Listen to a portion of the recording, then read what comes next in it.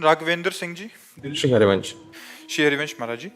महाराज जी, श्री जी और आपकी कृपा दृष्टि से मुझे प्रतिष्ठित सरकारी संस्थान में एक दायित्वपूर्ण पद पर सेवा करने का अवसर प्राप्त हुआ है। महाराज जी, वहाँ अनेक सामाजिक मुद्दों पर कार्य करने का अनुभव हो रहा है। महाराज जी, ये पूछना चाह रहे हैं कि कभी कभी ऐसा धर्म संकट आ जाता है कि धर्म हित और राष्ट्र हित में से अगर किसी एक को चुनना हो तो महाराज जी किसे? राष्ट्र हित।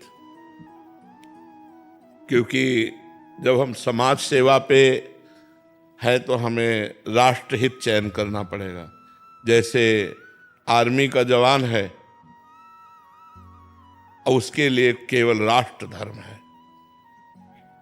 अगर कानून के प्रतिकूल उसका पिता भी खड़ा हो तो वो गोली मार देगा। वो पितृ धर्म, पत्नी, पुत्र, परिवार सबको स्वाहा करके केवल राष्ट्र धर्म के लिए वो जीता है। तो ऐसे ही अगर कोई बड़ा पद है और हमारी समाज व्यवस्था है तो फिर हमें राष्ट्र धर्म पर ध्यान देना चाहिए, लौकिक धर्म पर नहीं। क्योंकि लौकिक धर्म में आप किसी के पति भी हैं, आप किसी के भाई भी हैं, किसी के पुत्र भी हैं, बहुत से रिश्ते नाते हैं। अगर उनके निर्वाह की तरफ आप देखते हैं और राष्ट्र धर्म लघु पड़ता है तो फिर हानि हो जाएगी।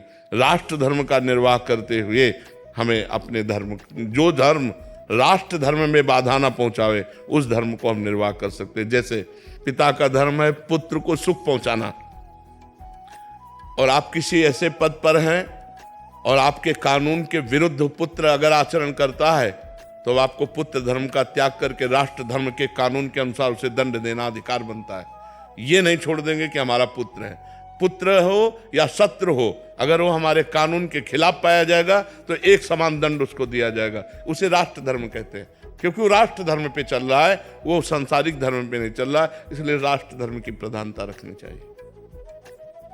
प्रोफेसर प्रज्ञेंदु, दिल्ली विश्वविद्यालय। राधे राधे। राधे राधे महाराज जी। महाराज जी, आप कह रहे हैं कि माफ करने की आदत कैसे डाली जाए, चाहे अनुभव नकारात्मक हो या सकारात्मक, दूसरों को माफ करना कैसे अंदर? वैसे ये भजन बल से आता है माफ करना।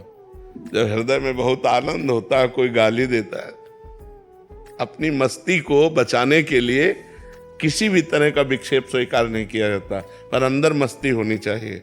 जब भजन की मस्ती होती है, कोई पीछे से थप्पड़ भी मार देना, अब अंदर मन प्रश्न कर रहा है, इसने थप्पड़ मारा, हाँ तुम्हारे प्रारब्ध हैं, तुम्हारे प्रारब्ध हैं, पूर्व का पाप है, उसको भोग लो, राधा राधा राधा राधा। वो उधर देखता भी नहीं है, तो गाली दे, अपमान कर। देखो, इस जगत की एक रीति है कि हम आपको लाखों प्रकार से सुख पहुंचावें, लेकिन जब आपका नंबर आएगा तो आप हमें दुख ही देंगे, सुख नहीं देंगे।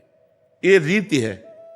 ये सैकड़ों लोगों का अनुभव, आप अनुभव करके देख लो जो हम बात कह रहे हैं, कि आप दूसरे को सैकड़ों प्रकार से सुख पहुंचाइए, लेकिन जब समय आएगा तो वो तुम्हें पीड़ा पहुंचा सकता है, सुख नहीं पहुंचाएगा। ये संसार का स्वरूप है। अगर आप गर्दन उतार के भी दे दोगे ना तो उसको भी बेचना चाहेगा कि यार बिक जाएगी क्या, ये संसार का स्वरूप ही है। तो जब तक हम अध्यात्म में नहीं चलेंगे तब तक संसार में क्षमा शब्द तो प्रयोग होना बहुत कठिन है, क्योंकि संसार ऐसा है, आप करो हित और वो आपका करेगा हित, आप करो उसके लिए सहयोग और वो आपकी कटिंग करेगा, वो आपको नीचा गिराना चाहेगा। ये संसार का स्वरूप है।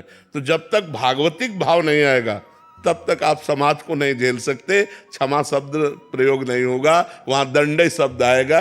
अहंकार जब प्रस्फुटित हो जाएगा तो ये क्षमा नहीं करेगा। क्षमा तो बहुत बड़ा बल है। क्षमा बहुत, जिसके अंदर क्षमा बल आ गया, बहुत बड़ा बलवान हो गया वो, कि वो गाली दे रहा है, वो अपमान कर रहा है, लेकिन आप उसे क्षमा कर रहे हैं। ये तो संतों की बात होती है। उमा संत कहे यही बड़ाई, मंद करत जो करे भलाई। वो बुरा कर रहा है लेकिन हम तुम्हारा भला कर रहे हैं, यही साधुता है। ये भगवान के भजन से आती है। अगर भजन नहीं होगा तो नहीं हो सकती।